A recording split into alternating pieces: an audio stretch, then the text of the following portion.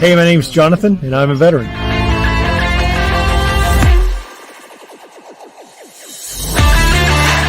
Hi, my name is Daryl, and I'm a veteran. My name is Chad, and I'm a veteran. Hey, I'm Travis. I'm an Air Force veteran. Hi, my name's Ashley, and I'm a veteran.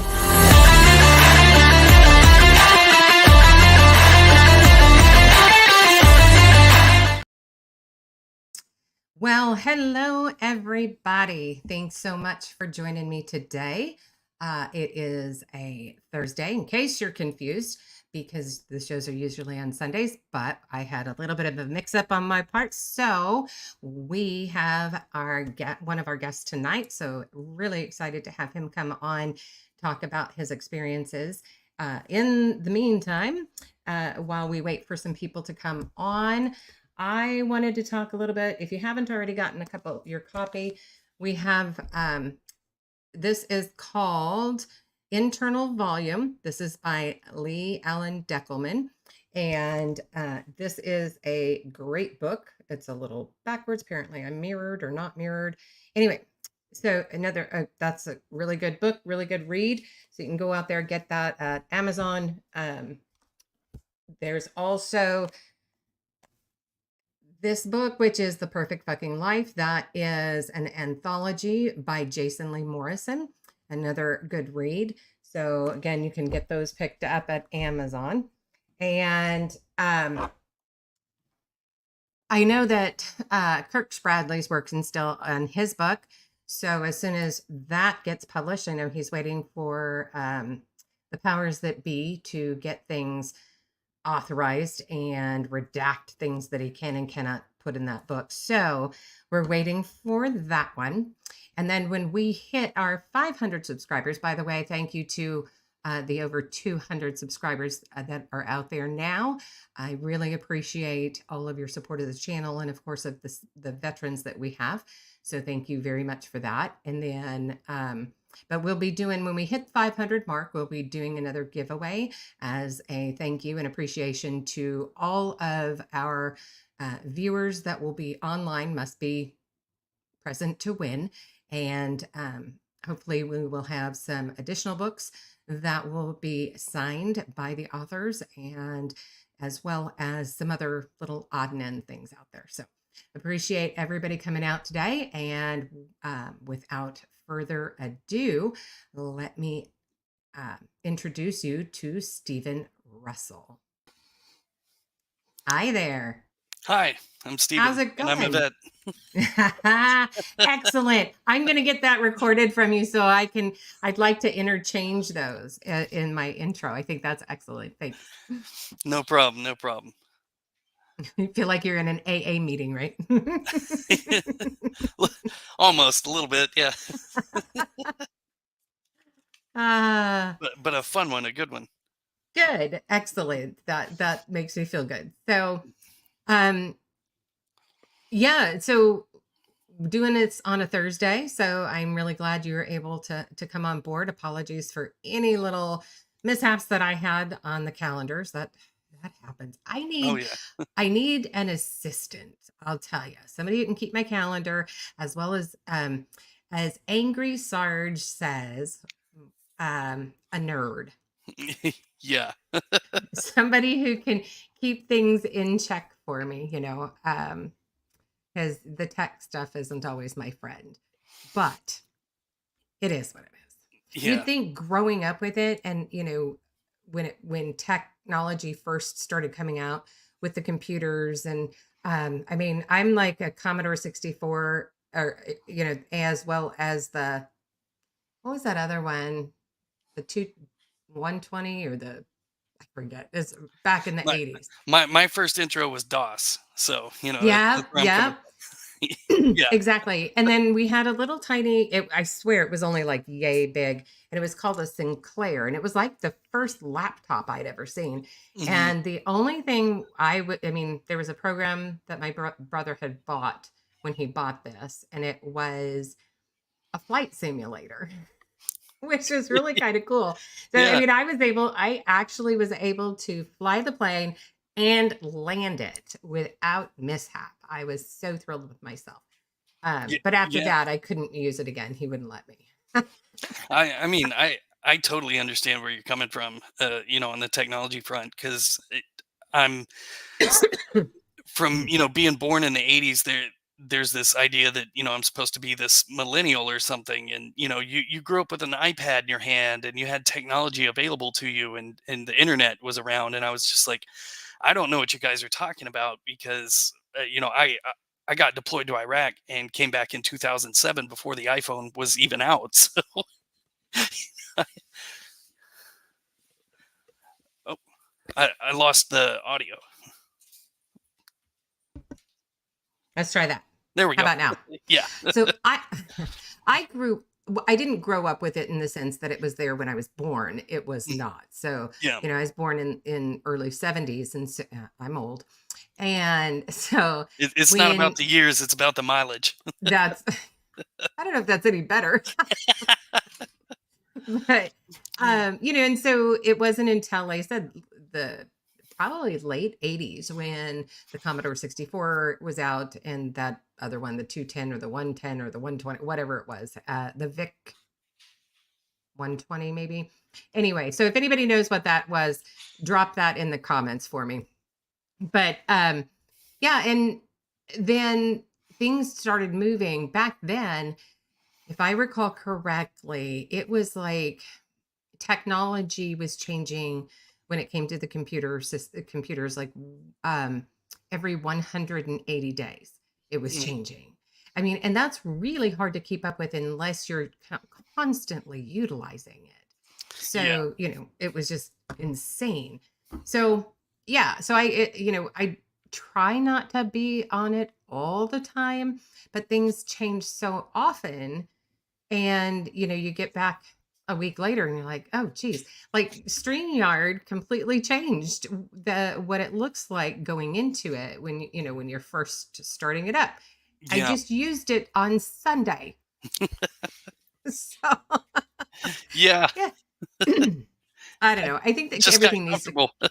I know. And everything should come with like a little warning label that says, caution, or we're doing an update on this day, so Mhm. that you at least know that something's coming and can be prepared for it. Yeah. Yeah. So, but anyway, my little tangent there. So let's talk a little bit about you. So you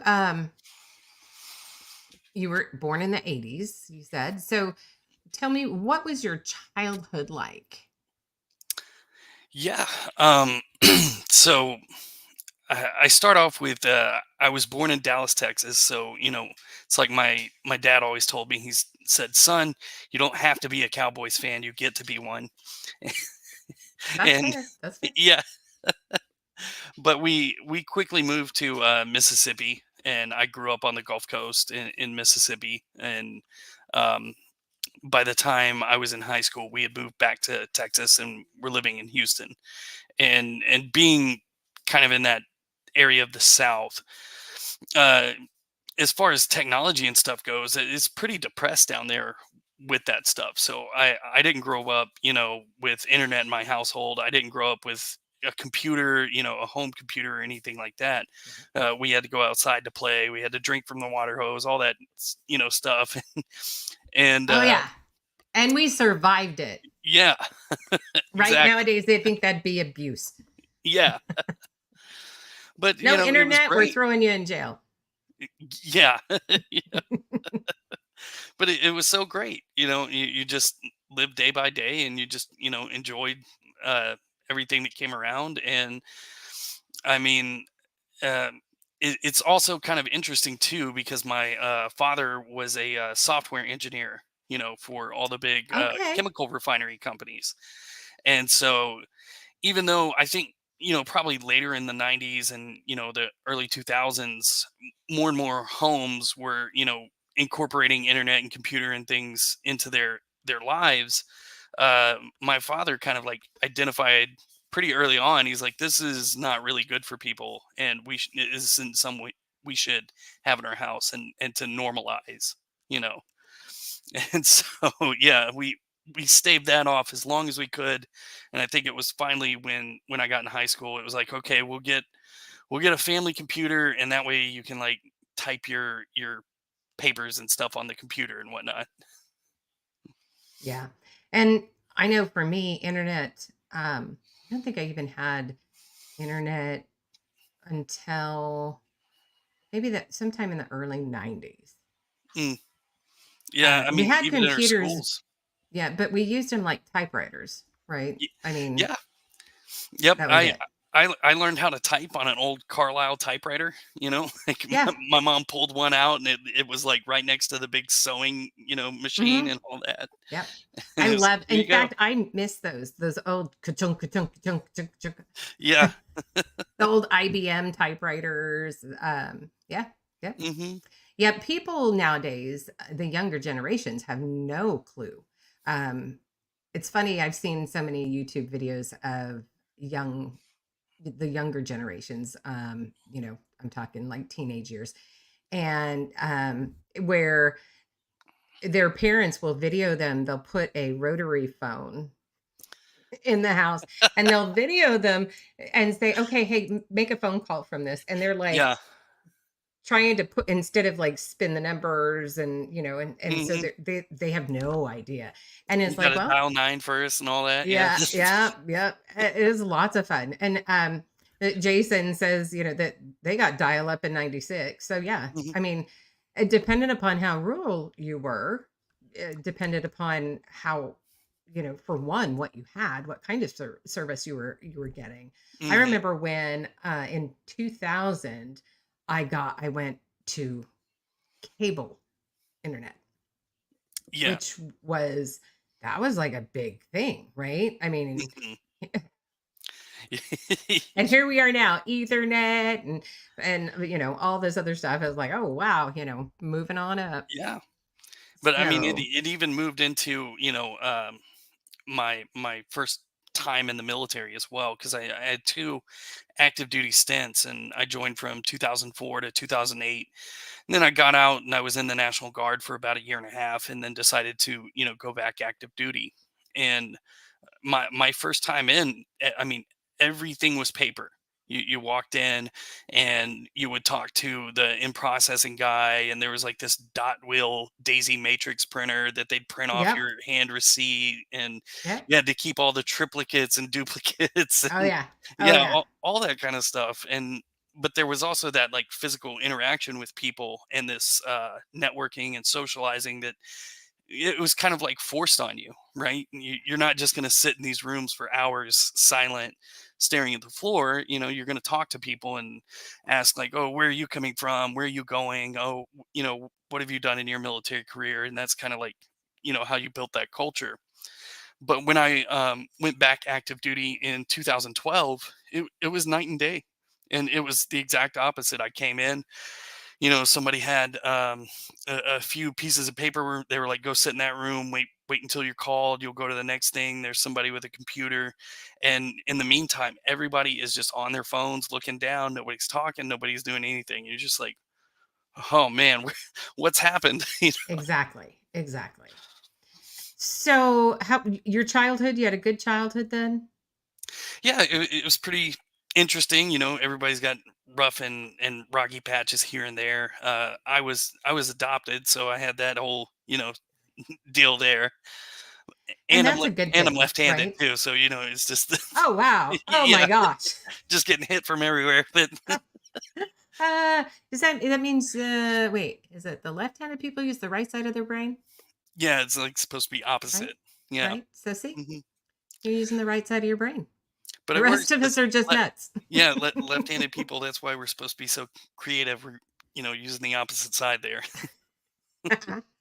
uh, so okay. Tell me a little bit about your education then. Yeah. So early education, high school, things like that. I was not the typical person that you probably would have picked out of a crowd to join the military, go to the army. I was the art kid, I was the theater kid, I was the choir kid. You know, all about Nice. performing arts, drawing, everything like that. And so, at the end of the day, my senior year, when I finally did enlist, it threw everybody off. They're just like, that guy is enlisting. And then they're just, what are you going to do in the military? It's like, oh, I'm going to go infantry. And they're just of everything. Like, Right. oh, Right. you don't do sports. You don't do any of this. What's going on? So I was So the were you last. studious? Yeah, I was, I typically maintain, like an AB average and stuff like that. Um, but I never enjoyed studying. I never, was like trying to expand my mind and learn. If it Well, was, at A's and B's, it sounds like you at least made an effort, which is way more than I did. yeah, it was more of like my parents would lay off me more, if you're making good If grades. Right. So that gave me an Exactly. opportunity to go do, a part-time job, make my own money, and kind of Yep. have some like autonomy in my life. And then I spent all of that on pencils, ink, paint, All the and other fun stuff. stuff that, Yeah. yeah, yeah. So did you have siblings then that you grew up with? Yeah, I grew up with a younger sister, and she's artistic as well. She's a sculptor, Oh, and wow. yeah, she's got some amazing work out there, and she's got work, up on buildings in New York and stuff. So she's highly, highly Wow. talented. Yeah. That's great. Oh So yeah. what did your parents say when you decided you were going to join? They were definitely taken back. It was kind of a bluff on my dad's side, He and thought you were kidding. well, I was sloughing off. I had senioritis my last year of high school, and I really just wanted to do my part-time job and engage in, my extra curricular activities, right? And I wasn't paying as much time to school and things like that, and my grades started slipping a little bit here and there.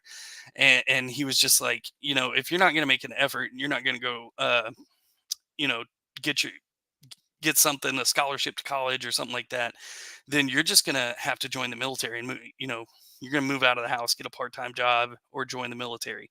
And I was like, fine, okay, I'll call your Well, bluff and I'll go join the let's do it. yeah. But you graduated first, I presume? Yes, yeah.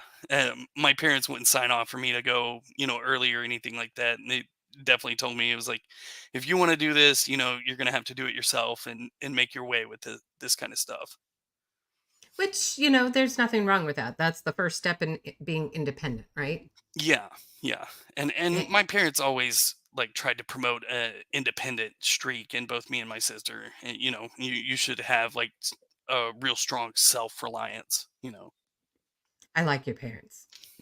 I think that's key for making sure that your children have a solid foundation, right? And Yeah. the tools that they need mentally to make it in the world. Oh, Um, absolutely. Yeah. yeah. It's And something that's kind of missing from the culture from what I see nowadays. yeah, that's a tough thing too, for sure. So, um, okay, so we talked about your childhood and your so I guess did you follow the rules? Were you a rule follower or were you kind of I was a knucklehead. Yeah. a knucklehead? I Okay. was I was a knucklehead. Okay. The way my sister has described it to me is she was like growing up, and it's still almost kind of the case. She was like, if anyone told you there's a rule, you were always trying to figure out the like parameters of the rule and how you could get around it. So it's Huh? like you had to be very, very, specific with me, because if I did things outside of that were adjacent to it, it was like, But you well, you didn't didn't tell me say that was the that. rule. Yeah. And I was Yeah, definitely a card carrying member of the peanut gallery, and that definitely carried over into the military. that's funny. So a little bit of a class clown as well. Yes. Oh yeah. And how did your teachers respond to that? I had mixed feelings from a lot of different teachers. One of the stories, I don't think I have in my memoir, but one of the deals was my English class. someone joked and they said, "Hey, you know how when we take our foreign language classes, they tell you to pick a foreign language name for that class. You know, if you're Spanish and German Right. and things like Yep. that." Yep. Yeah, I remember mine.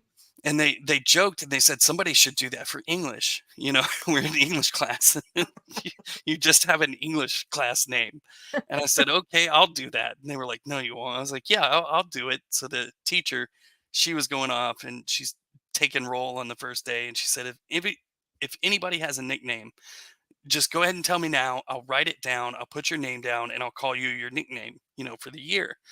Well, she got to me and she's like, "Steven." And I said, "Oh, actually, my name's Pedro." and you just see like she's just sitting there like, no, and she just, Confusion all yeah, over. Yep. yeah.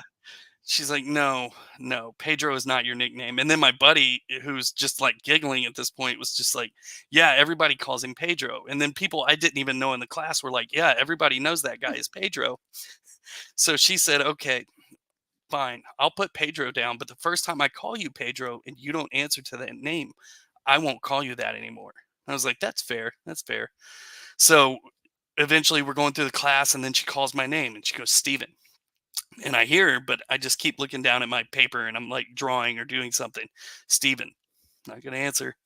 Finally, third time, "Steven." My buddy raises his hand and I can almost hear it. He's like, "Ma'am, his name is Pedro." And she just sighed. So like, she, She was calling your bluff at that point. yeah. And Yeah. so from then on, I think that was my sophomore year in high school. From sophomore to senior, every single English teacher called me Pedro. That's great. That's Yeah. great. Um, so okay. So even though your dad was kind of bluffing about you going into the military, what was it that actually made you decide that's what you wanted to do? Yeah. Um, it was there was a lot of like feelings and stuff going around at the time because I was either at the end of my sophomore year or beginning of junior year when September 11th happened. And so, everybody's kind of like caught up with all of that feeling that's going on. But there was also this idea that there's this like call to adventure at the time as well. You know, everybody kind of like had this talk of like, I want to participate in this, but when you actually look at it, only 1% of America actually signed on and participated. So it was kind of that. I think I got swept up in that feeling, and I was like, I saw it as something that could take me out of my environment, give me a new experience, and just kind of like change my perspective on things, like have that journey. And in doing that, I didn't just want to join and do a job. I was like, I want to be a part of what's going on and I want to challenge myself. So I was like, if I'm gonna do this, I'm gonna do it, and I'm gonna go infantry. Do you remember where you were when 9/11 happened? Yeah, I was in my social studies class, and we're just sitting around. I think we were doing a quiz or something like that, paperwork. And the teacher just like wheeled in the giant TV and was like plugging it in. And he's like, "Everybody needs to stop." And, there's something crazy going on in the news. Wow. Yeah, it's one of those. I don't know that there's anybody that doesn't remember what they were doing when it happened. Yeah. Yeah. Yeah. And that makes perfect sense to want to get involved. I mean, I think that feeling of, well, unity for one. I mean, this is happening on our soil, on in our country, and I think it really did unite so many people. Unfortunately, of course, it didn't last, but now we're pretty divided. But um, Yeah, and when it, a lot of that is subsequent of the Iraq War and things that happened afterwards and too. Yeah, so yeah, I totally understand it, and I don't uh, I don't knock anybody for not joining, or I don't berate anybody for their specific points of views and how they see that. I understand that everybody has their own lived experiences, and we all have our places and perspectives that we come from. Yep. Um, and mine at the time was, this is something big that's going on. I've never seen anything this big in my life. The closest I could, had anything to compare it to was my next door neighbor in Mississippi. Her husband had died in the Oklahoma City bombing, and Oh, so wow. yeah, and so and that was the only reason I knew about that event was because our neighbor, and this was something that was so big that everybody knew about it. It was being talked about everywhere, and it was And like, how old were okay, you when that happened? I want to say I was either 16 or 17. Okay. Okay. Yeah. So something like that, of course, as a teenager, even as a young child, I mean, it makes an impact on your life. Yeah. Just the knowledge of it, the history, it definitely went in the history books. It was something very significant for history. So, but knowing somebody who had somebody there, and it really hits home a lot closer. Hmm. So a combination then between that and then 9/11 is kind of what prompted you to join. Yeah. And how did you decide to go into the Army versus any other branch?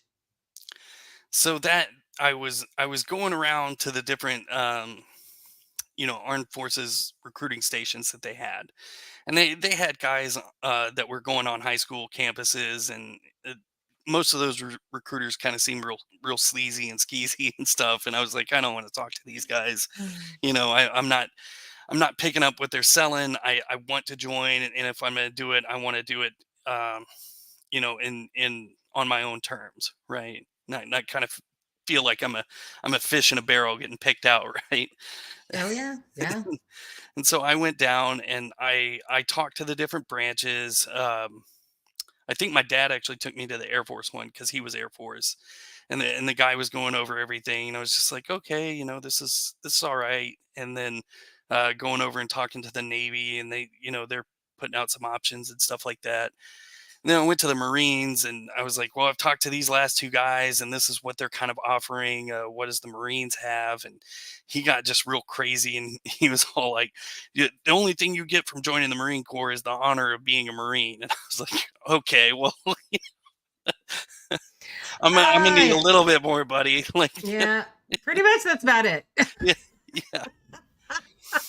And then I went to the Army, and I was talking to the guy there, and I was just like, hey, I just want to join, and I want to be a part of this, and I'm pretty sure I want to fight and do all of this, but at the same time, I don't want to be stationed here in Texas. I want to be as far away from this place as possible. And he was like, hey, you join up right now, I'll give you a bonus, and I will get your first duty station locked in South Korea, and we'll get you out of here as quick as possible. And I was like, hey, you know what? That kind of sounds like what I'm looking for. And so, did you get your duty station? Oh yeah, yep. So, Nice. I mean, and I know that sounds like a silly question, but let's be fair. A lot of times, you sign that dotted line, you're theirs, and yeah, they'll put you wherever they want you, absolutely. And that was regardless something of what they say. that was something my dad was telling me. He's like, make sure you get Mhm. that in writing, make sure it's down. I was like, okay. So when I was talking to him, every little station I went to, I was like, does it say I'm going to Korea, right? I'm going to Korea. Yeah, yeah, it's right here. It's right here. Here, you can see the paper. It's right here. Okay. And then when I went through basic training, the drill sergeant was constantly, getting at everybody and like, oh, hey, it's 90 days until you finish, and you're all going to go to Iraq and die. All of you guys, that's your What? first place, right? And we're just like, okay. I'm sitting there kind of like tickled in the back of my head. I'm like, my first duty station is Korea, and I know this. And so when at the end of basic training, when they're handing out your orders to your duty stations, they're going through, and my drill sergeant, he had kind of like since he had kind of caught me as a joker, he had his eye on me, and he's looking up there. He's like, I know you're in here, Russell. I know you're going to third ID, and you're going straight to Iraq. And then he pulled mine up. He's like, Korea? Like, I was like, I already knew. I put it in my contract. He's like, So Tell me a little bit about your basic training. Yeah. So when I went through, I think it was 9 or 10 weeks long. You know, and with infantry, you have what they called one station unit training. So it means you do the entire basic training at the same place. You don't leave. You know, most people go off and they go do their jobs, but with infantry, you just stay there. It was Fort Benning and the middle of summer, so it was extremely Hot. hot and humid, and Yeah. you know, bad conditions, all that. And it was definitely a shock. It was a huge culture shock. And I think, a lot of people get that. You look at, what is it, Full Metal Jacket, almost the first half of the movie is all basic training, right? Yep. And yeah, we went through that, and being, joining right after we had just finished invading Iraq, and they're doing all this push to, push people out and deploy downrange. There was this, like, rushed sense of everything. I remember there were, drill sergeants out there who were like, we don't care if you meet the standards, we don't care if you, qualify on the range, you're going to be another body bag in Iraq, have fun, we're signing you off and sending you down, we don't care. And there was that, mentality, and you had a lot of these guys who had just come back from the invasion. You had, they had just come back from fighting in Fallujah, so they're also dealing with their own internal struggles at the time. Exactly right. you know and my drill sergeant himself, he had been shot in the ankle over in Iraq, and now he's, out there still doing all his drill sergeant duties, rucking every day, running and doing everything else, and it was just that kind of mentality of, like, this is the mission, and there's not going to be anything that gets in the way of that mission. And funny stories. Do you have any funny stories about boot camp or basic training? um I mean, we would play, like, little pranks when we had time and stuff like that. They with, let you with play pranks. Not let you had to do everything under the record, right? It's Boy, howdy, they would hold your feet to the fire in the Marine Corps till if they if figured out who it was. if yeah, if you get caught doing something, absolutely. But I mean, we had one guy who, he was really good at imitating the drill sergeant's voice, and somebody fell asleep, and they fell asleep under their bunk. They were, like, hiding. And so we took this guy and we Oh, took our bootlaces out and we tied his hands and his feet to the bedposts.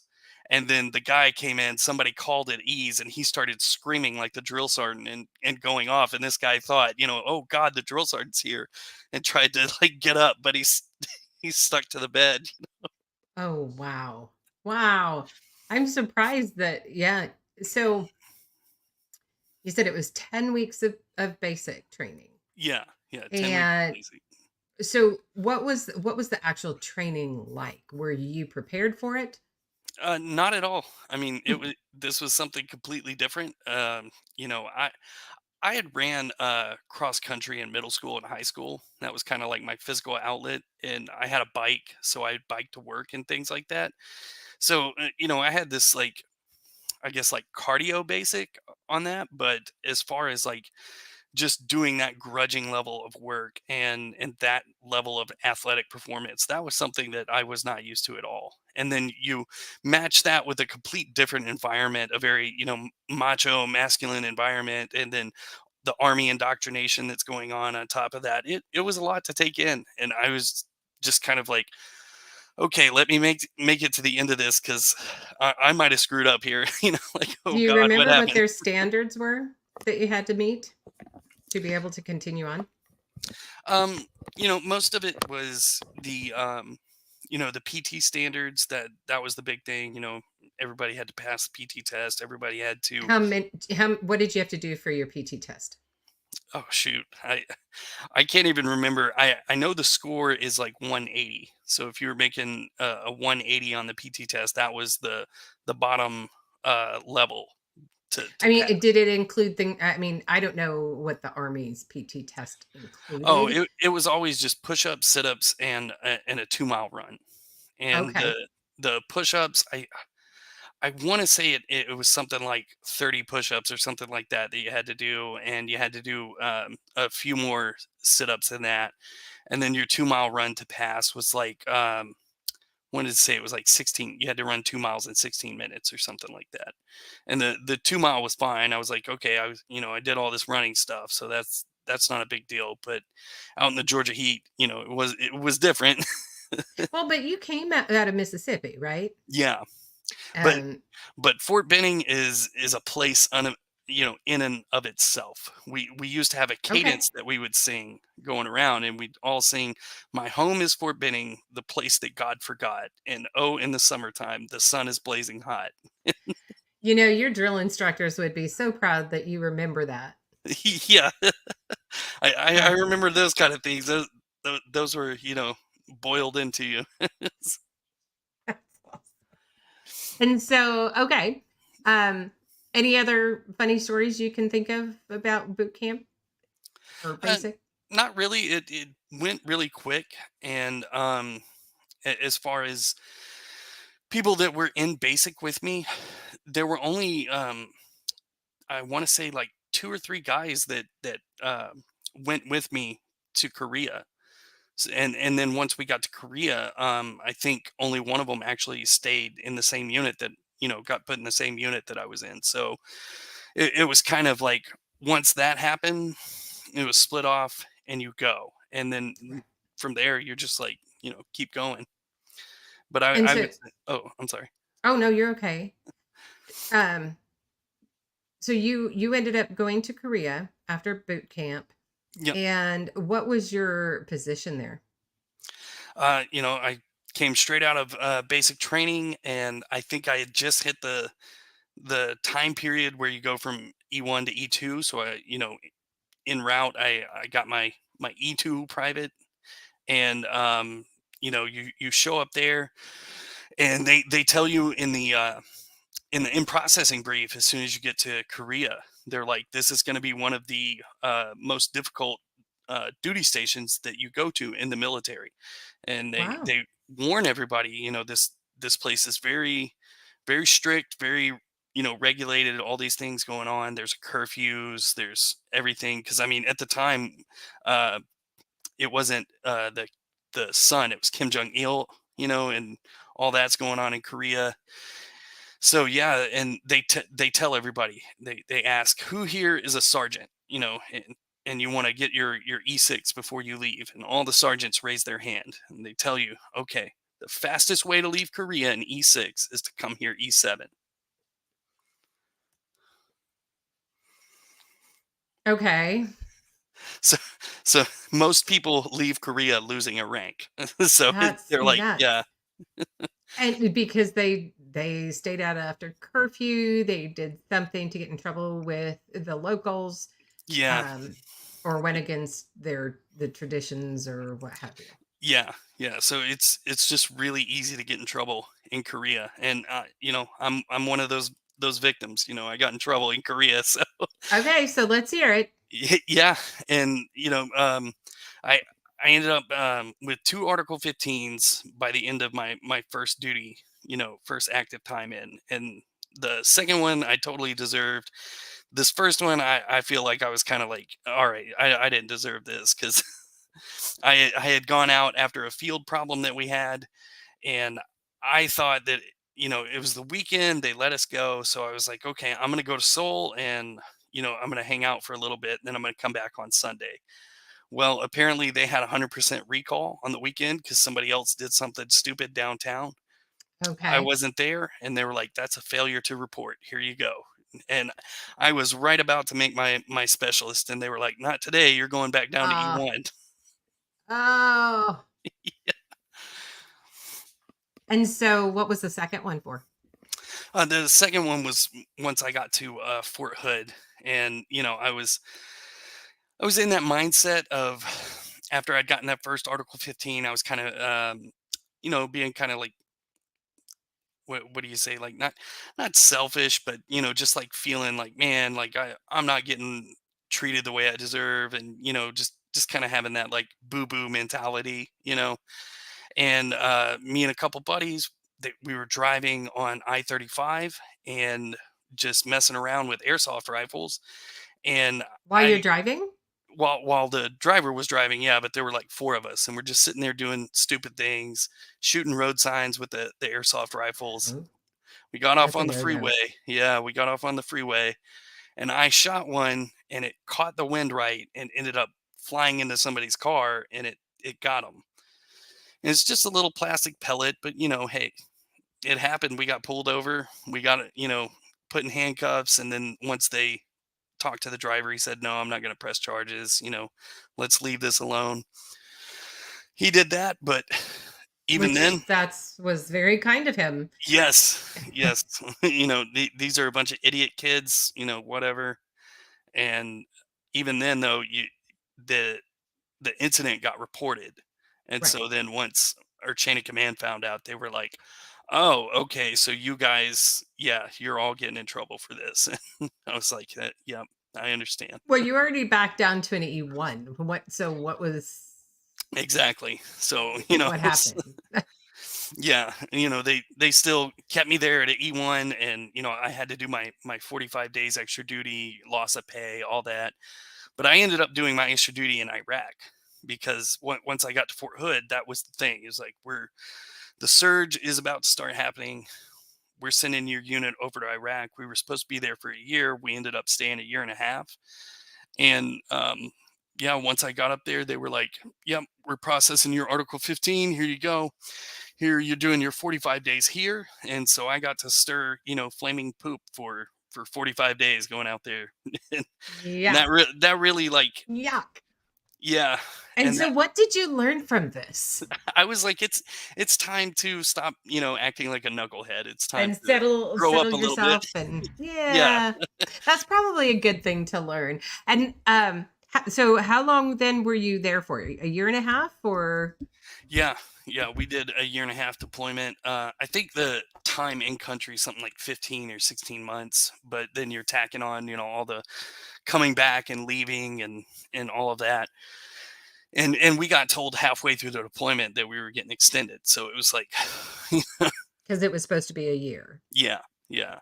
Wow. So what kind of what would you say it was like there? I mean, in your words, what was it like? Well, and this is part of my memoir, and it's what I describe as, you're living this like really it's a weird paradox to live in because it's almost this anarchic type of culture that you're living in while you're there, but at the same time it's very structured and very rigorous, and we weren't a unit that was operating out of the fob, out of the base. We were put out in the country, and so we lived amongst the people at a combat outpost, a cop, and you were having to interact with the local populace on a daily basis. And there was, I think we got to Fob Warhorse, and after, I want to say, a month or two, they pushed us out into the country. And for 4 months straight, I didn't take a shower, I didn't eat a hot meal. I was just, living like, like that, and just surviving. And we all were. And with that comes a level of like, okay, we have to build some like community rules and make like this cohesive lifestyle. And there's a lack of like conventional military authority over us right now, so we all have to kind of like adhere to this, like I said, like a little anarchic, commune rule. And what was okay, so paint me a picture of what the landscape was like.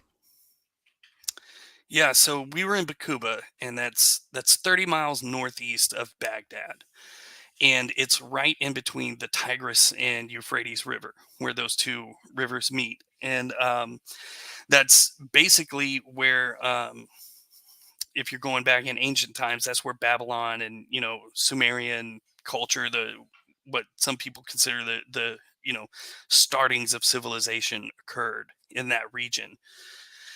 And so it's not what people typically think. It's not like deserts as far as the eye can see, or maybe like some of the northern Okay. parts of Iraq where it's all mountainous and rocky.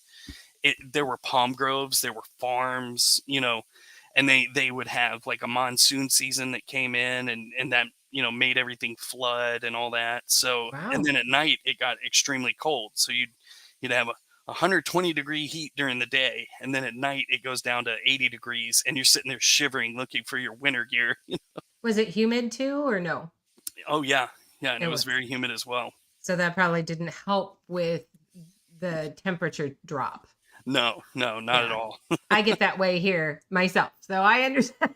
I understand, and I'm in the U.S. Yeah. And what was it like with the food? So that's one of the places where I tried to stay away from the food as much as possible. Really? I'm not that guy. When I was in Korea, I was trying everything. I ate dog because that's a dish that they serve out there, and then at one point I had live baby octopus, and I'd go through the train station, and they're like, "Oh, there's sugared squid legs." I was like, "Yeah, I'll eat that." Sugared squid legs. Yeah, I was just like, "Hey, Okay. let me try it all." I'm here. I want to expose myself to the culture and everything. But when you're in that situation in Iraq, where there's a war raging around you, there's definitely a lack of sanitation and things going on. I remember we pulled into an Iraqi army base at one point, and they wanted to make bread for us. And I went back to go get the bread, and my squad was, staying out front. I go in the back, and the guy just takes this squeegee and squeegees all this sewer looking water off the table, and then starts throwing the bread down and making the bread. And I was like, I'm not gonna eat that. Like, nah, I'll stick to my Yeah. MRE. Yeah. What was your favorite kind of MRE? I was always a chicken fajita guy. Okay. Yeah. Okay. Did you do a lot of trading of MREs?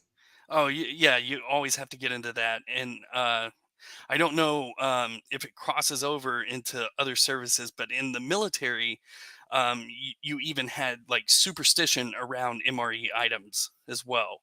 So like, Okay. if you got the lucky charms in your MRE, you were always supposed to chunk them. You don't eat charms, because if you eat charms, something bad's going to happen. And it's Wow. probably more to play a game, because you'll see. Right, to kind of get you spooked. But this is the first I'm hearing about being superstitious with your MREs.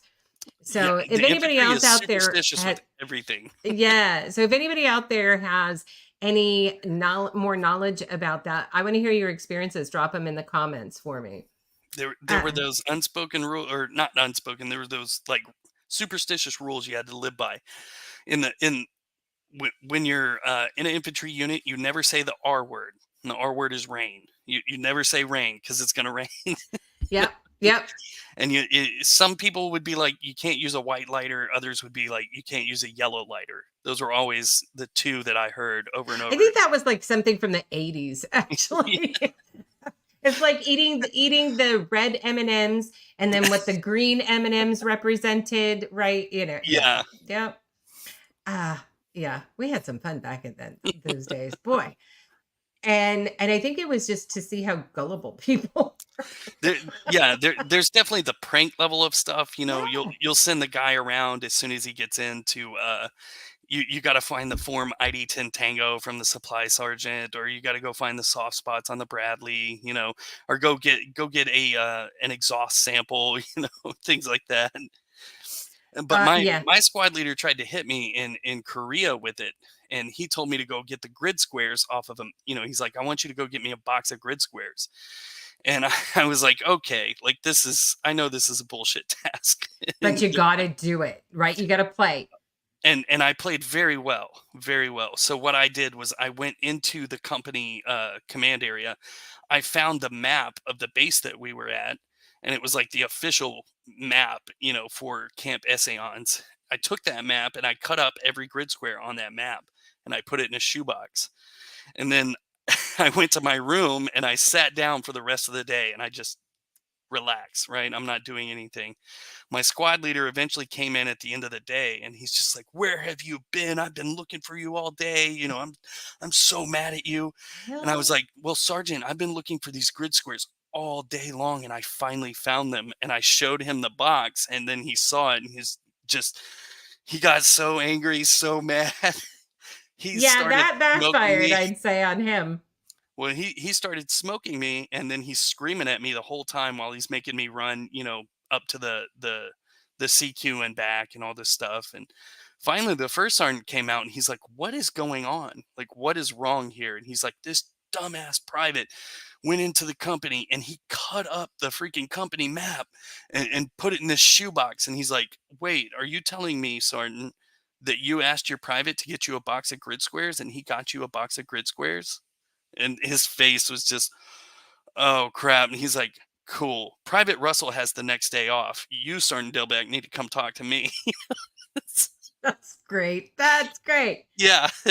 And then after that, my squad leader told me, he's like, "Touche, but you will never get another one on me again."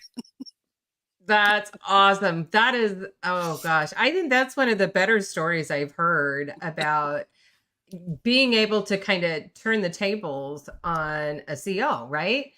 Yeah.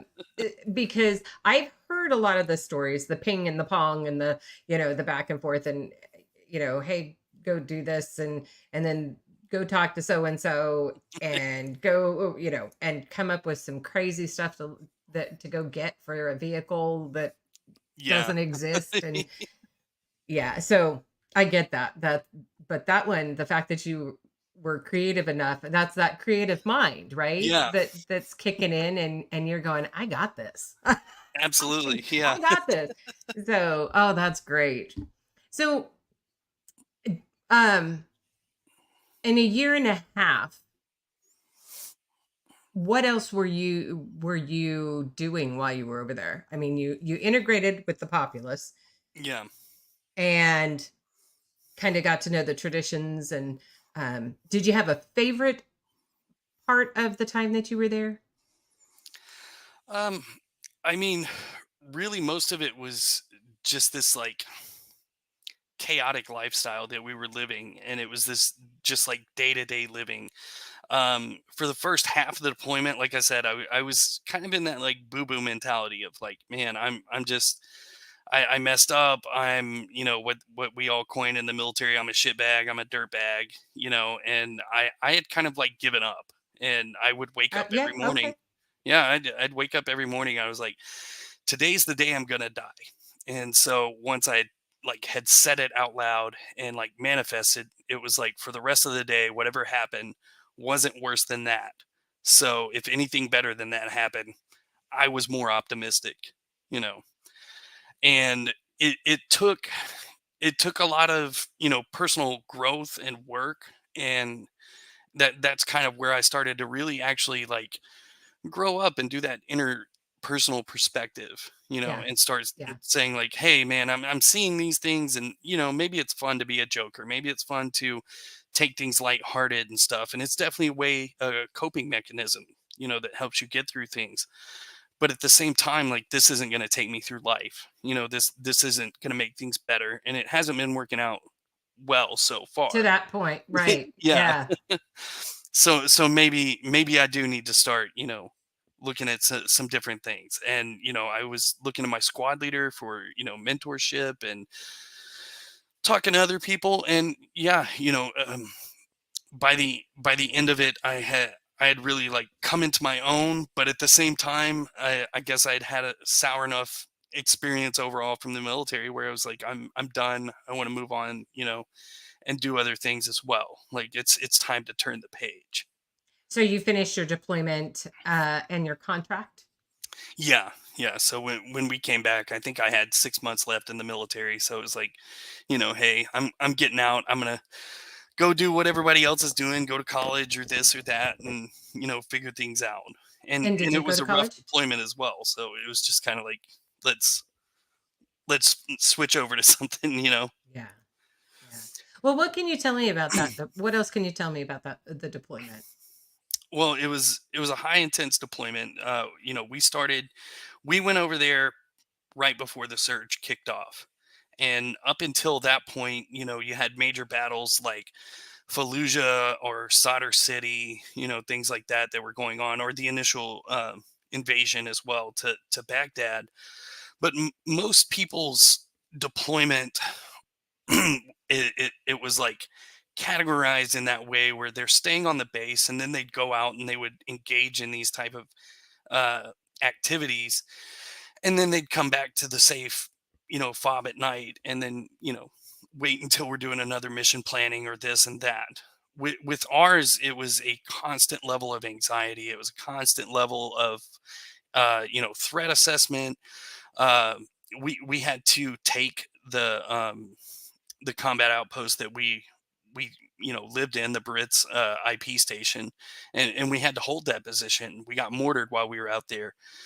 Throughout the whole deployment, I lost 12 brothers, and Oh, wow. yeah, and probably twice that got injured to the point that they had to leave. And so it was just that parsed in with, you're also having some of the most deep and like interpersonal connections and relations with people, that it's this weird like bittersweet thing where you're like, these terrible things happened and there was this chaos and there's all this going on, but at the same time there's an experience there that I have that nobody else has had, and it's a part of my life I would never take back. Right. And I've said this multiple times, that you could have two people in the exact same situation, like standing side by side, and each one's going to describe that situation a little differently. Absolutely. Everybody views things a little differently, either, with emotion, without emotion, with adrenaline. Those things tend to change how our mind views things. And so, when you say that nobody else had your experience, right, it's absolutely correct. And you guys went through similar things. You went maybe even side by side, went into certain situations. But each one of you will view that a little differently, dependent upon your own mental stability, right? I mean, Yeah. how strong you are mentally. Yeah. Everybody has different coping mechanisms. Mine's obviously a humorous one, and an ability to take light certain situations, and also compartmentalize things as well. There were times where we're losing guys, and people are getting upset, and it was just like, this is another day, it's another process, and I'm looking at it as, we lost another guy, so that means now everybody has double shifts that they got to do on fire guard. Now we have to pick up extra work, now we have to do this, and you're just like, those are the things that start grating on you. Yeah, because you're in that moment. Yeah, You don't have the opportunity to stop and think about what really has just occurred. exactly. Yeah. That makes perfect sense to me. And when you got back to the States and you had 6 months left on your contract, you knew you wanted out. So did you did they provide you any resources for transitioning back to civilian life? So the first time I got out, no. It was Not at all. Nothing. yeah, you're like Rambo. They kick you out with your duffel bag and say, see you, turn in your card, everything, like, here you go, right? I remember being told at CIF, they were like, hey, you've got to turn in 4 uniforms because the Army's like, low on uniforms too. So it's like, Wow. and I only had, the uniform that was on me and 3 others. And so I had to go get like a memorandum from my commander to let me clear in civilians, because I was like, I'm not going to go spend $500 on uniforms. Right. Yeah, Right. you And know, so did you end up with a uniform then afterwards? I mean, or like was I it got my like dress? yeah, like your dress uniforms and stuff like that. But they were just calling for everything back, and there was a push to, keep keep sending people downrange and get on with this, because we had kicked off the surge, but it was basically like part two was occurring as we Right. left. And they were going to need those resources. Yeah. Yeah, Yeah. but at the same time, yeah, they were like, nope, hey, here's a goodbye and go. And I got Don't out. let the door hit you. Yeah, yeah. And I got out, Oh. and life life definitely happened. So did you end up going to college? Yeah, so I got out, Oh, and good. I went to the local community college. The Montgomery GI Bill was still the GI Bill of the day, so I signed up for that, because the rules back then. It's nicer now with the post 9/11, because you can go to the state colleges and do all that kind of stuff. And back then it was just, here's your flat money, and if it doesn't afford college, like Too you've got bad. to figure Yeah. it out from there. Yeah. But I also didn't know what I wanted to do. I didn't know where I wanted to go. And so I was like, okay, this might be some sort of stepping stone or stabilization force for me. And really quickly, I started to see a very different narrative than had been proposed while I was in the military and before I had joined the military. And And what do you mean by that? well, there was, if you think back to like Vietnam, like my dad's experience coming from home from Vietnam, there was a lot of cultural like angst towards Yep. soldiers and stuff. They got spit on, and they got spoken Called to. all sorts of stuff. Yeah. Yeah, Yeah. Yeah. but as far as integrating those veterans into the economy and into society, it was a very different idea. My dad walked out, and they got him a job at Honeywell, and within a couple of years, he's a computer system software engineer. And he's going through those programs and doing that. No college, no nothing. It's just, hey, you were a veteran, you served, come here, we'll help you out. And it's kind of like the opposite. So you get out, it, now or that time, there's a lot of thank you for your service. There's a lot of yellow ribbons as far as the eye can see. But when you're trying to jump into the job market, you're completely devalued. Everything that you Right. did is just, well, it's really nice, and that's an achievement that nobody can take from you. And it's like, well, just by saying that, you're trying to take that from me, you Yep. know. And I Yep. remember my first job interview, I told him, it's like, all right, 4 years military service. I got a Purple Heart, honorable discharge. Here's all this stuff. And the manager just looked at me, and he's like, so in other words, all you're telling me is you have a high school education. Wow. Okay. So you skipped over a part too. So tell me about the Purple Heart. Oh, yeah. So I was injured in Iraq. We were ambushed in Tahrir, and that's where we lost my medic. He was killed during that engagement. And yeah, it was crazy. And we were doing a what we had coined, presence patrols at the time, which when I rejoined many years later, I found out they were like, there's no such thing as presence patrols. And I'm like, wow, I did a lot of them. but yeah.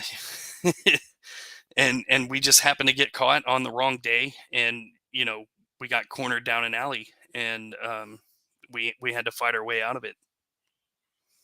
Goodness. And how many were with you?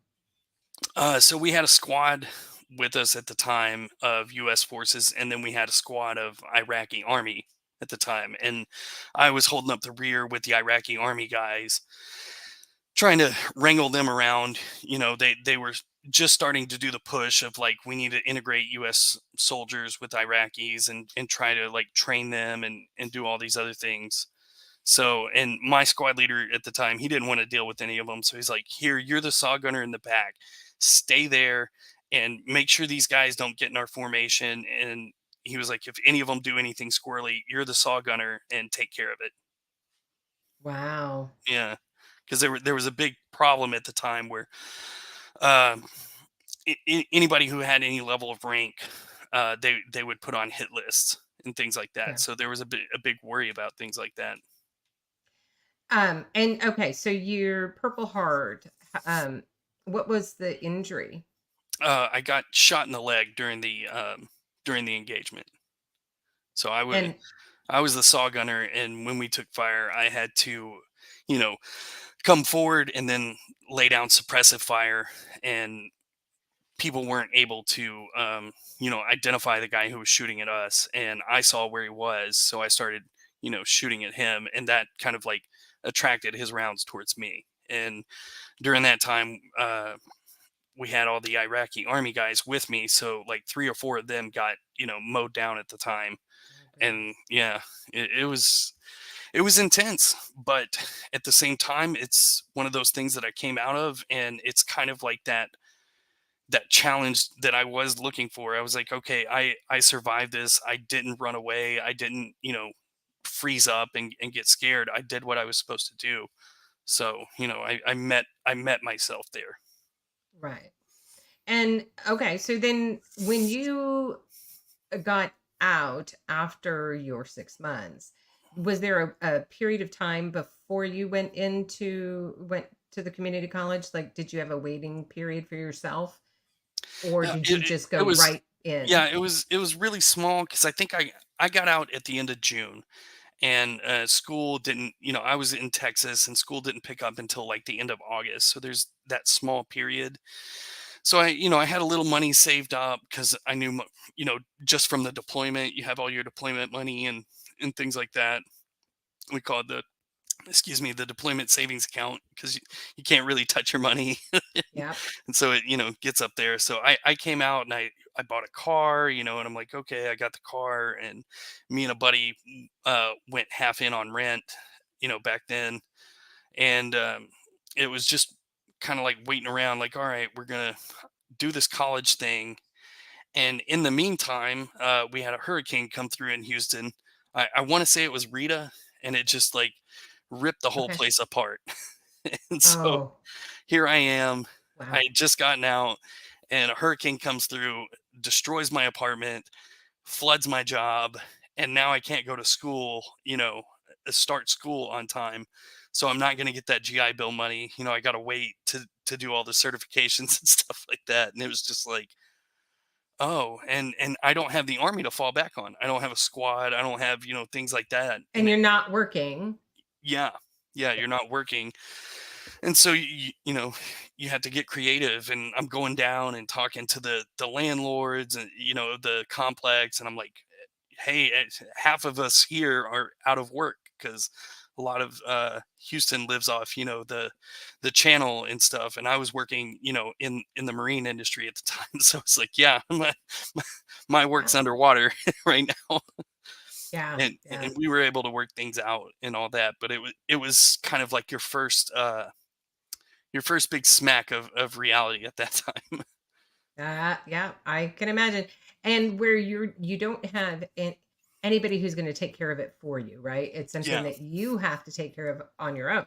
yeah, So I can imagine too that being a giant mental shift on how is this going to work? How am I going to, you know, get my food? How am I going to have a place to stay? How am I going to yeah, all those things that, prior to you had, your family provide and help guide you. And then the military, it wasn't so much as a guide as it was a push of hmm this is what you're going to do when you're going to do it. And yeah, now you're on your own and you've got all this natural disaster that kind of upends all of your plans.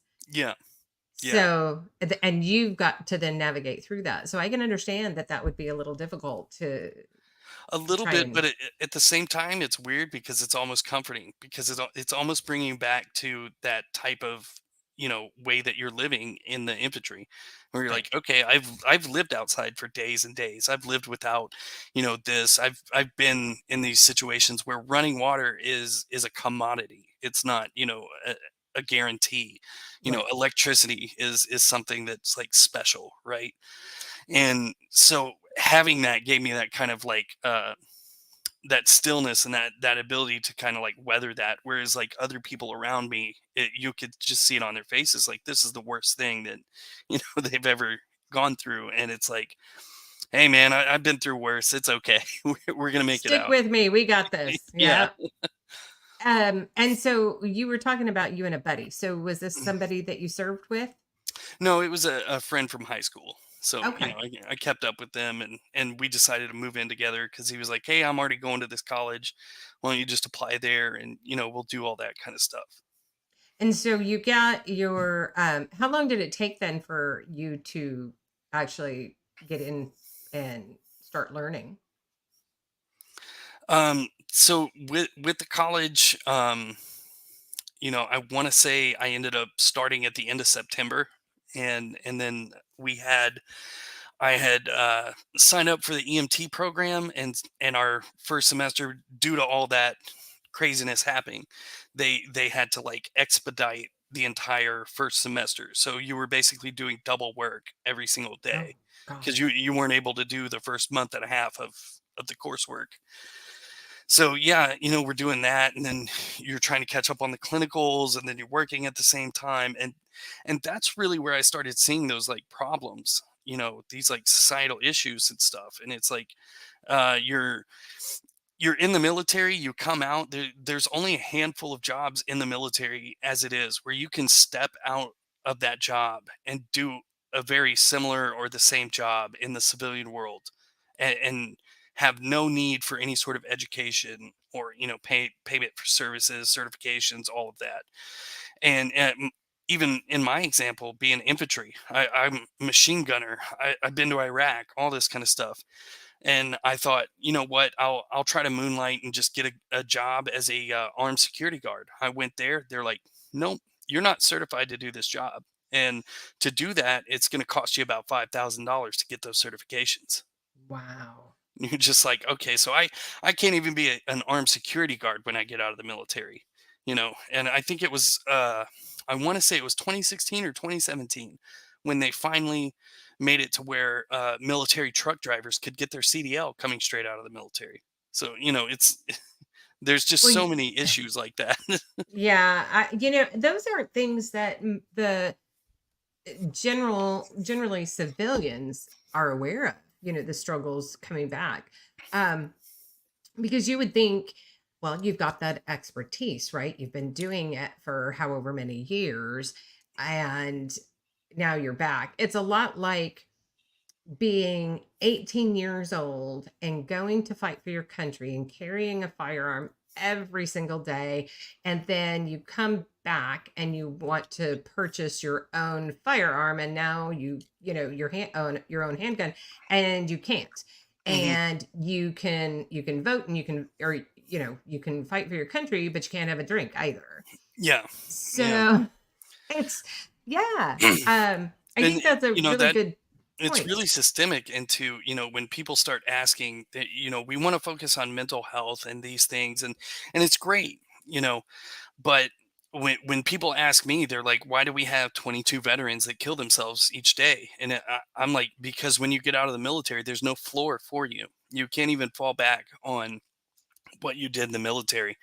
And so if you can't even create that level of stability, and then you have people who are either physically injured to the point where they can't operate like they used to, or they have severe PTSD and they can't overcome things as well as they used to be able to. Yeah, that's going to be a huge problem, and that's how I see how easy it is to get in that type of mentality. Yeah. So Jason says that it really sounds like it was more of a money grab for the schools to get certified. There's that, and it's not just the schools. There's a lot of certifications and job things that the schools don't even offer, that you can't even go to a school for. And the GI Bill now covers some trade schools and things like that, but when I first got out, yeah, the GI Bill wasn't going to pay for you to go to a a security training thing, or go Right. get your FFL or this and that. And I laughed because the second time I got out, in 2017, I had an NRA guy come up to me and he's like, "Oh, you're a sergeant in the Army infantry. Man, you can make a lot of good money if you were a shooting instructor." I was like, "Oh, cool." how do we sign up for this job? And he's like, yeah, you got to pay $10,000 to get certified on every weapon. I'm like, you mean every weapon that I have shot and trained people how to shoot in the military, I have to pay now to go redo that? And you're the NRA. Like, That's crazy. yeah, I know things have changed obviously since then in regard to the general population, and I know that veterans have preferential treatment when it comes to hiring now. And you get the points, and there's right, definitely the certain industries that may promote it more, but there's exactly. also still the stigma on the other side where, especially us combat vets, they're like, well, is this guy stable? you know uh, does he have PTSD? You went downrange and you were killing people and doing all these crazy things. Are you going to be a stable individual for me to hire? Wait, that, and that's as unfair as it is. There's probably a lot of truth to that, Yeah, right? Because people have seen some of these movies, and obviously Hollywood kind of exacerbates for views, but yeah. um there's always a little truth in that. So Hmm. I guess I can see it. I can understand that. Yeah. Um, so okay, so let's go back. So you got out, you went into community college, and you did you get a degree or No, I didn't complete my degree. I got my EMT. I was I was in my I want to say my second semester of paramedic. I'd gotten okay? my intermediate and all that, and I was going through paramedic, and it was one of those situations where I just woke up one day and I was like, I'm working 96 hours a week. I'm doing clinicals and I'm going to school full time, and I'm making less money than I did in the army.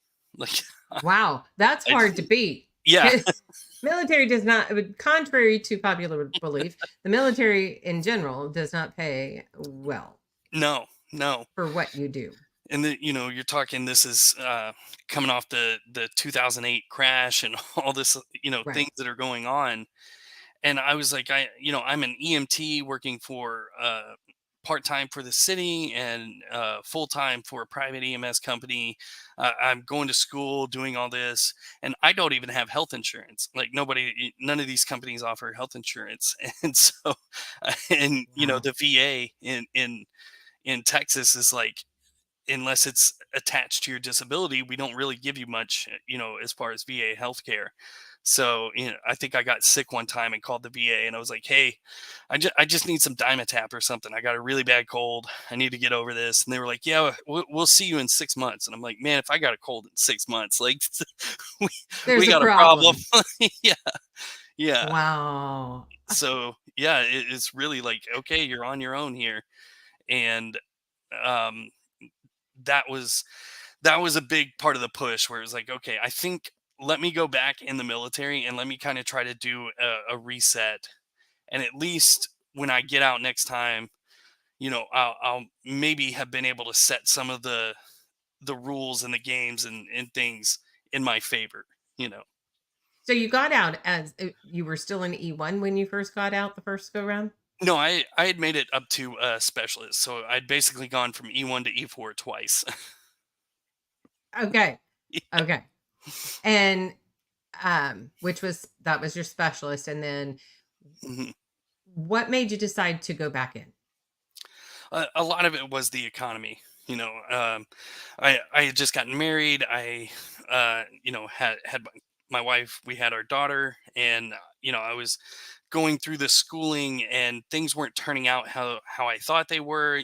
People had always just said, yeah, go in the medical field, you'll make a lot of money, you'll be fine. And here I am, at the end of my school, and I'm looking at people who had been in the industry for 25 years or more, and they're like, no, man, EMT doesn't pay well at all. I don't know who told you that. And it's this Gosh. this is what Is it it, is. it's like you want to find the person who told you that, right? And just Y- kind of throttle them. yeah, yeah, exactly. And you're just seeing all this stuff, and you're like, okay, well, I really tripped up when I got out, and I miss that culture. I miss that environment. I miss being around my brothers. There's all these things that are attached to that. So let me try to like come back home type thing. And so I enlisted back again.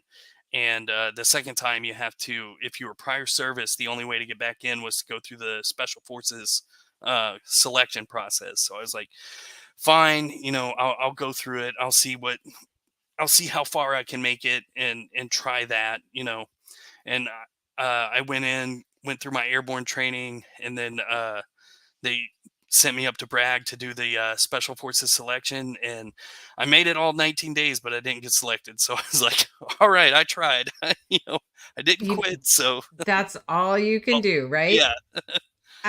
And okay. And then what happened from there? And from there, we our family got deployed out to Italy, and they were coming back from Afghanistan when we were just coming into Italy. So I did my 3 years in Italy, and then we finished up at Fort Bliss. And by the end of that, yeah, I had set myself up a little bit better. I had invested in some military technical skills, gone through armor school. I had found kind of like a niche area where I could work as a supply sergeant, and was getting into that, and moving, more into getting my bachelor's degree, finishing it out. I think a year after I got out of the military, I finished my bachelor's in supply Nice. chain and logistics and all that. And it was one of those where the the culture and everything had shifted so much that it was like you're never going to go back to that time period, that time capsule that existed, and that culture that existed during the surge and during Iraq and Afghanistan. It was like totally upended. And so that type of soldier wasn't like respected anymore. Like that type of mentality wasn't respected anymore. And there was a new army, and there was a new like rules to things, and we had to care more about our image, and like they were all focused on your perception, and does this sell well to the public and all this. I was like, what kind of place am I in now? Like I'm in, Things have changed, the rules have changed, and you've yeah, got to catch up. yeah, exactly. And how long so you were in for how long the second time? The second time I think I did, I want to say it was like 5.5 years. So in total time active, it ended up being 10 years. Wow. Okay. And then you were also okay, so the second time when you get out, at that stage, did you have any resources provided to you before you transitioned again? Yeah. Now that it it wasn't, I've heard that they've improved even more, since then. But there was at least like this, I think it was called the Soldier for Life program or something like that. And you went through there, and they were teaching people how to set up resumes, and they were teaching people how to do job interviews, and there you could speak to people. They had little like career booths and stuff like that that you could go to, and kind of like speak. That's how I was ended up talking to the NRA guy. And I was like, the skeleton exists here, like the face cardboard of it does, but at the end of the day, those problems still existed. And I was the guy when we are doing all those classes. I was telling these guys like, this is what you're going to experience when you get out. I've been here, I've done that, and what you need to focus on right now is certifying as much things as you can do in the military, and making sure it has a civilian crossover certification, because you want to have something that you can fall back on and land on your feet. Which is all very good advice. Yeah. Yeah. Yeah. Because I know nowadays, and of course, I can only speak for the Marine Corps because I have two sons in the Marine Corps. And so I know that they are doing like classes and things, and helping them to be prepared to be able to transition back to civilian life. Like they'll go through courses for what you want to do Yeah. and helping to determine what you want to do, right? Because Yeah. when you first start, you're like, I have no clue. Oh, absolutely. You're, And yeah, so and the world that you left when you joined the military, it's not the doesn't same. exist anymore. Exactly. And having that like feeling of you get out and not only has the world changed, but now you're also 4 to 5 years behind your own peer group. They've spent this time going to college and networking and building, going to all their internships and doing all these things, building relations, and you've turned into a ghost for the last 4 years, and now you're trying to come back in, and if you can't even fall back on what you did in the military, it's like, okay, what do I do from here? Where do I go? And do you think that that's a lot of the reason that veterans stumble mentally because Yeah, they don't know how to integrate? yeah. It's definitely you don't have that security net, and then especially, you might be better if you go back, if your home of record is a large city like Houston, Dallas, maybe even New York, things like that. But if your home of record is, Tuscaloosa, Alabama, out in the middle of nowhere, and you're just going back home because you're finished in the military, and what does that town have to offer? Maybe college is like 3 hours away from you, or this, Exactly. and you don't know what kind of world it is, and maybe the piggly wiggly on the street doesn't exist anymore, and maybe your family had a business but it's not doing so well now, so you can't just jump into the family business. There's so many things that go on. So yeah. And okay, so would you say, I don't know if this is a fair assessment, but for those joining any military service, to try and keep in contact with those people that they go through service with, right? So that they have a support system um, when they come out. Not they might not come out all at the same time, but to be able to help each other, right? Yeah, and Manage through. it's so much easier nowadays with social media and all the Right. resources and things that we have. Like I said, the first time I got out in 2008, I had a flip phone, and there's there's no internet. I Yeah. don't, Facebook and stuff is just coming out. So What's that you know other one? MySpace, what was it? Yeah. Yes, Yeah. MySpace. Oh my, I never really could get into MySpace. I mean, it just, I had it. I was like, oh, this is cool. You could put the songs on there. Like I was like, but that's then nice. once Facebook came out, it's like everybody ditched MySpace, like in a heartbeat. They were Yeah. done. Yeah. Like that business had to have gone completely under overnight, it seemed like. Yeah. Absolutely. Uh, Whereas prior, the only way you kept in contact with people is snail mail, and writing letters and stuff like that, and maybe running into people. yeah.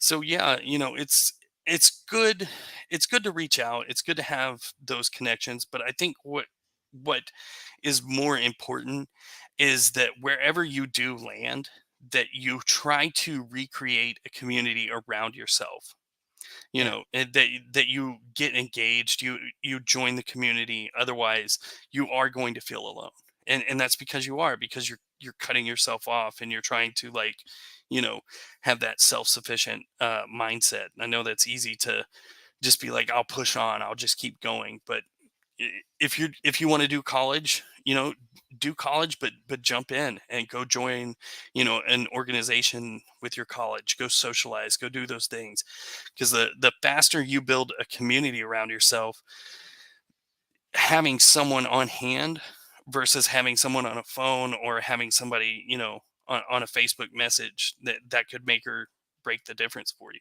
Yeah. So when did you join the Army National Guard? I went from active duty in 2008 straight into the National Guard. Okay. Yeah, they had some sort of deal where it was like, if you do a year and a half in the National Guard, they would cut off all your inactive reserve time, so you wouldn't have to do the full 8 years that you owed the Army. And there was a stabilization package that they offered where you were non-deployable for 1 year, and that was a huge thing. I was like, okay, well, I'll have to do this National Guard stuff, but I won't be able to deploy. So I'll actually be able to go to college, Right. and, And and it gives you focus that on. opportunity to play catch up on things that you are going to Yeah. need when you Yeah. transition. So, okay. And when you got out for the last time, what did you end up doing? You EMT and, No, I or actually, that was in between, right? yeah, that Okay. was in between. And so when I got out the first time, I met an old military buddy and I went to work in the oil field and I was like, man, this this is awesome. It's a lot of money and it's great, but oh my God, it's hard work. It's just, Mhm. this is insane. And I wish I had done this when I was much younger. you know? Yeah. And that can be a dangerous field too. Yeah, yeah. So I was doing wireline and sending explosives down the wells and things like that. But it was just something to finish up until I got my finished my degree because I was working on the supply chain and that kind of stuff. And um, we stayed in Colorado. I want to say for 2 years, and then we had to move out because my wife, her family, they were experiencing some trouble, some health problems with family members, and so we came back to Texas and stayed there for a little bit until that situation got taken care of, and now we moved up here, to the Northeast in the New Jersey, New York area. Wow. Okay. And what are you doing now? What have you done? Because I know that you've done some things. And I guess so why don't you tell us about that Yeah, and how it came about?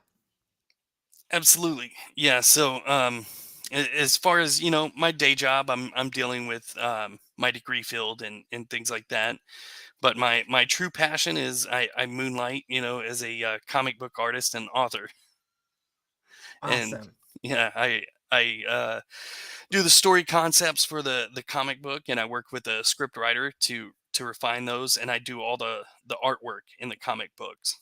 And our studio, we call it Tales of Nihilism, and we run a main series issue in there, and then we do short stories and then comic strips, and we rotate those out each month. And um, I've always been that artistic person. It's something that once I got out the second time, it's a part of myself that I had kind of like let go of, and I really wanted to reconnect with that side of myself again. And I felt like I had so many different experiences and had lived through so much that I wanted to use the some sort of art medium to tell those stories and to get those kind of things out. And I was like, man, I was always drawing comics, and this seems to be the perfect way to do it, to tell a story and draw it and bring these things out. And that's kind of what bore these ideas out. And we have our first main series. It's called The Ballad of Philip Kirshner, and it's about a normal guy who lives in a world of superheroes and supervillains, and just how hard and awful that would be. Wow. Okay. Yeah, Okay. I'm gonna you take those everybody likes all the flashy stuff. You've got maybe Superman battling someone, and he throws them into a building or someone's car. And then I was looking at it from the peanut gallery, and I'm like, man, that guy who just had his car crushed, like, wow, he's gonna have to pay like a $500 deductible for that. And then how right. many times does that happen, and how many Yeah. times can you claim that on your insurance? Before they drop you. Yeah, before they drop you, and your lights going out. And I've been through that, where your utilities go out because of a hurricane, and then the bill company just estimates your next bill, and it's like 3 bill payments or something. You're like, what are you Right. doing? Yeah. Yeah. And I So was I like, dropped the link there. And so explain what this is. okay, so we digitally publish on Global Comics. And that's kind of the website to go to, where you can subscribe to our specific issue. They have other independent creators on the website, and you can do it mobily. You can do it, on the computer. I like to set them up, for computer view, so it's like reading a comic book, and you can turn the pages and stuff like that. And you can actually, though, buy a hard copy, or how do they get a hard copy of them? Yeah, there's different ways. Global Comics is really good about like offering different ways for you to purchase the comic.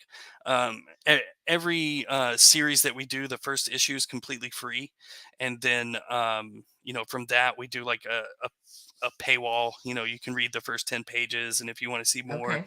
you can subscribe, or you can purchase a PDF of it and get the whole thing, or you can even click on it, and we have a link on there for the print on demand, and you can purchase a physical copy that way too. Okay. All right. And then, so um, how many comic books do you think that you've written to date? So far on the main series, we have 6 issues in total, and on our short stories, we have 3. And the comic strips, I couldn't even tell you because we just draw so many of those when it's comic strip month. And all the So, comic strips are free. We just post those up so people can laugh at them. and those are where the comic strips located. When you go on the website, we have it set up with the 3 different Okay. kind of like deals. So you can click on the main series, or you can click on the shorts, or you can click on the comic strips. Awesome. And then, outside of the comic books, what do you have going on? On top of that, I did write a memoir about my first time in the military and my deployment to Iraq. It's called Troublemakers, the greatest dog and pony show in Iraq. And we've been talking about it a little bit here, and it's the best version that I could do and give people a perspective, the general public a perspective about Iraq from a lower enlisted point of view. And the reason that we were Troublemakers is that was our platoon name. We were called Well, and where you were kind of, as you call yourself, the peanut gallery. Yeah, that kind of and makes a little bit of sense there. and that the reason we were called Troublemakers is because everyone in the platoon had at least one Article 15. So it was we were a bunch of knuckleheads, but that's the type of people that it took to get the job done. Right, right. And so the website that I posted below, this book is not currently available. It's in what's the word I want? It's on pre-order status right now. Thank you. That was Yeah. it. So my Okay. my publisher, we were supposed to have it dropped at the beginning of the month, and then we had some problems, dealing with the printer and stuff like that. So we had to push it to the end of the month. It'll be made available on Amazon at the end of the month, but you can pre-order the book straight from the publisher's website at the link below. Awesome. There you go, guys. Now, I'm going to put you a little bit on the spot. So, when we hit 500 subscribers, is that something that you would be willing to do, is to do a autographed, personalized, signed book for Absolutely. Yeah. for one of our winners? Awesome. Yeah. Absolutely. Excellent. So, because we're starting to, it's time, we're getting close. We've just hit over 200 subscribers, which is amazing. Last night it was like 184, and I looked at it this morning. It was like 201, and it went up to like 205 all within today. So it's like, that's great. It makes me happy. So I'm Yeah. hoping we're going to hit that number pretty soon. So it's time to start, looking for some fun donations that to help get your name out there, and whatever it is that you're wanting to put out there for people. And Absolutely. everybody loves getting being a winner. So And and then if go you ahead. I guess my final plug, if you will, is with the comic books, we offer something special. So we offer advertising space for small businesses in the comic books, and we attend these conventions, and it's a great opportunity, for for businesses to market to a loyal fan base and have that like personal interaction, because they're going to these events to talk to me and visit the artists and engage in these stories. So it's a great way to like bridge that gap. And I know people, they'll purchase advertising on social media and things like that, but 9 times out of 10 that's very impersonal, and you don't even know if it's real traffic. With us, Right. yeah, Like bots or something along those yeah, lines. So, yeah. I actually know an individual, and I'm not naming any names, but I know an individual who owns over 30,000 comic books. Whew. He is a Heck yeah. collector. Well, Mhm. we're going to 2 really good conventions this year too. We're going to Plastic City near Boston in July, and we're also going to. I found out and got sponsored to go to Veteran Comic Con in San Francisco. There's a veteran Comic Con. Yep, in San Francisco in November. I'd like to get a link to the information for that so I can post that out there for people. Heck yeah! I think that's awesome. So if And you're a now veteran-owned in business, that's a good place to advertise with us. Yes, yes. So now you are in the New York, New Jersey area. Um, I don't know. Do you like to get out in in nature? I do. It's one of those things where we're looking within the next year to relocate to Pennsylvania, because Okay. this New York, New Jersey area, yeah, that was a different animal. So I have some friends that I've met through this channel, and they have Mind Overland. And Mind Overland is a group of veterans who came together and they put together these trips for veterans. So they do 6 main trips a year, and it is overlanding, right? Mm, So you're going hundreds of miles in a vehicle, and they, like I said, 6 different trips in a year. They're out of South Carolina, or excuse me, North Carolina.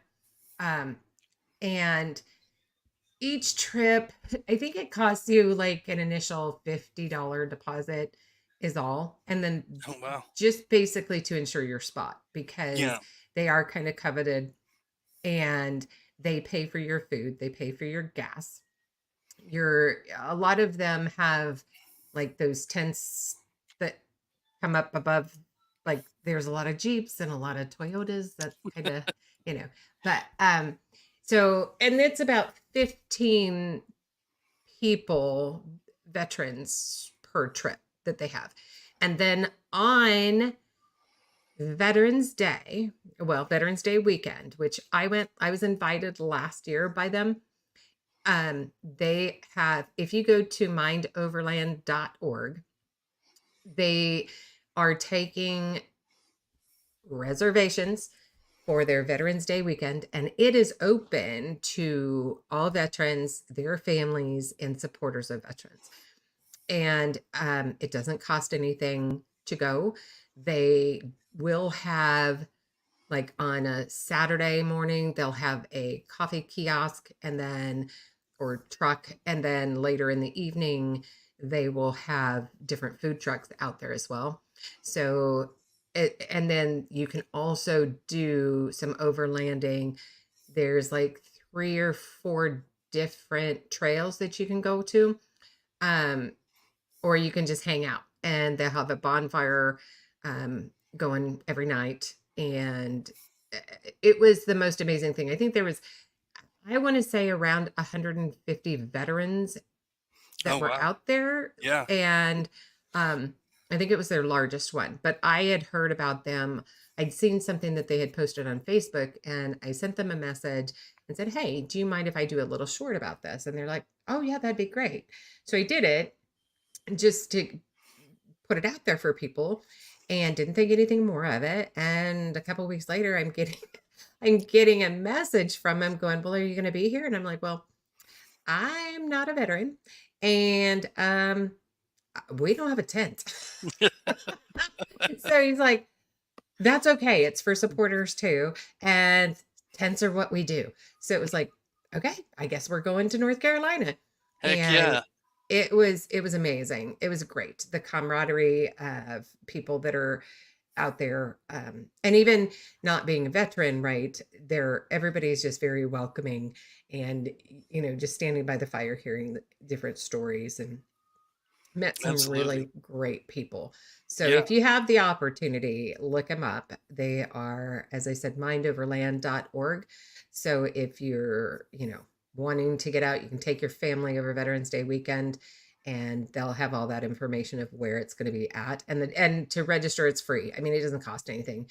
It's just Yeah. to give them kind of a head count of, the number of spaces. But um, yeah, Absolutely. Yeah. I think you would probably really enjoy that. And if you Yeah. have an opportunity to do one of the six that they do in a year, take a look and see what's full. I know my oldest Marine is going, he'll be a veteran hopefully shortly. And so the trip they've got a trip coming up in May that he signed up to go on. So Awesome. yeah. Yeah. Yeah. So we're really excited for him for that. So um if there's any questions, go ahead and get those put in the chats. And in the meantime, is there any words of wisdom that you have, Stephen, that you want to say to those considering joining the military? Uh, Words of wisdom, write, it's, I know maybe that's an old fashioned thing, but journaling, that's gonna help anybody, and it's a great practice to do. It's part of what helped me write my book when I got out. Even though it was a 15-year process, in the making, putting it together. One of the first things I did when I came back from Iraq was I wrote down everything that I could possibly remember. And throughout the years, as I started remembering more, I would write those stories down. And then when I'm talking to people, then I'm going back and looking at what I wrote. And then I have, some sort of point of reference to actually tell my story from. So, and even with, personal growth and things like that, if you're writing, it's easier to look back and see how much you own and how things put things in a perspective. Right. Um, I guess, did you go through any kind of um, mental health for the things that you had seen and been through while you were over there in Iraq? Not specifically for those things. My second time in the military, I did end up seeing a therapist. It was a little bit more, I guess, acceptable at the time.